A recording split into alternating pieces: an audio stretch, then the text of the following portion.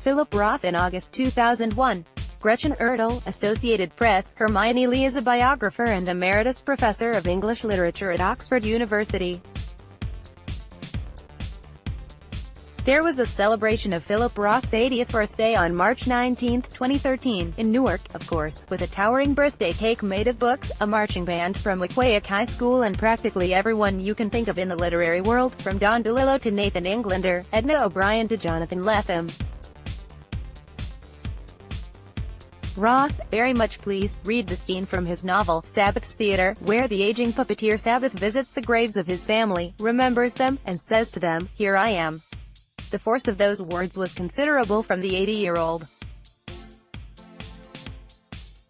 novelist, who, at the celebration, expressed relief at having given up writing novels and at long last eluded his lifelong master, the stringent exigencies of literature. In his birthday speech, Roth told us what he most valued about his work. This was not, as other people have said, and are saying following his death this week, the passionate, energetic expression of male desires and furies and egotism and mortality, nor the grimly prescient histories of an America whose democratic freedoms could so easily tip over into berserk disorder or fascistic totalitarianism, nor the wildly outrageous tirades against taboos, prohibitions, censorship and obstructions to freedom of all kinds, from Partnoy's complaint to the plot against America, nor the humane, tender, elegiac and boisterous ventriloquizing of a Jewish father and a Jewish family, nor the gleeful comic riffs that gave him such delight, nor the astonishing power of his language, the bold combinations of plain demotic speech and high rhetoric. No, what Roth wanted us to notice and remember was the bicycle basket in which he would put his library books and cycle them home, every 2 weeks, from the Newark Library in the 1940s. Remembered objects, he said, had turned out to be a not insignificant part of my vocation.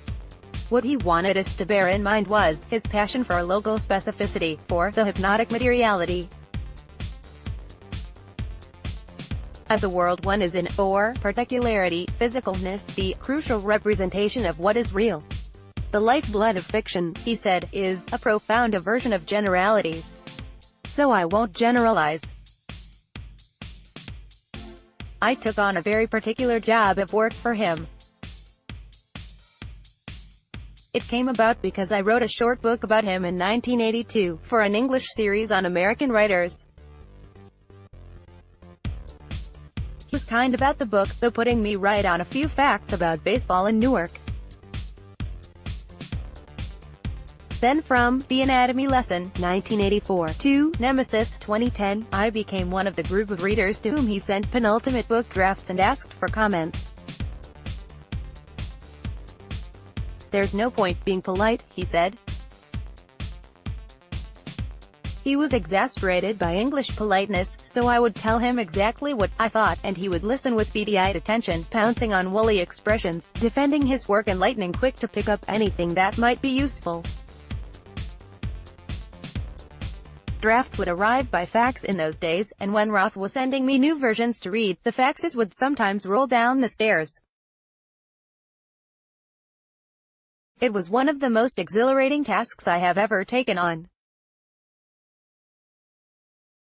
As a reward for all the work, he dedicated what turned out to be his last novel, Nemesis, to me. Nemesis is a terrifying, heartbreaking novel of an athlete who contracts polio in an imagined Newark 1940s epidemic of the disease, and loses everything he wanted and valued. Roth's novels are full of elegies, graveyards and funeral speeches. He gets some of his best comedy out of them, as well as gravity of the soul. In Nemesis, there's an elegy for a 12-year-old Weequahic schoolboy who has died of polio, given by his uncle, a Newark pharmacist known as Doc.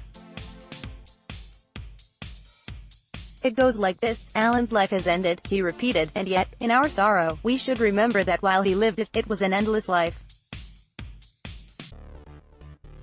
Every day was endless for Alan because of his curiosity. Every day was endless for Alan because of his geniality. He remained a happy child all of his life, and with everything the child did, he always gave it his all. There are fates far worse than that in this world. These are words for a child. The childless Roth was very good at writing children, but they seem to apply now. Roth, too, gave everything he did his all, and was endlessly curious and genial. That gleeful appetite for life was part of his character and his work. He was energetically interested in himself and in everything that came his way. He poured his curiosity into that big, hard-working, stringent, ruthless, ebullient creative factory that was his imagination. The voice won't be forgotten, or lose its force, or its human interest. Here I am, it says.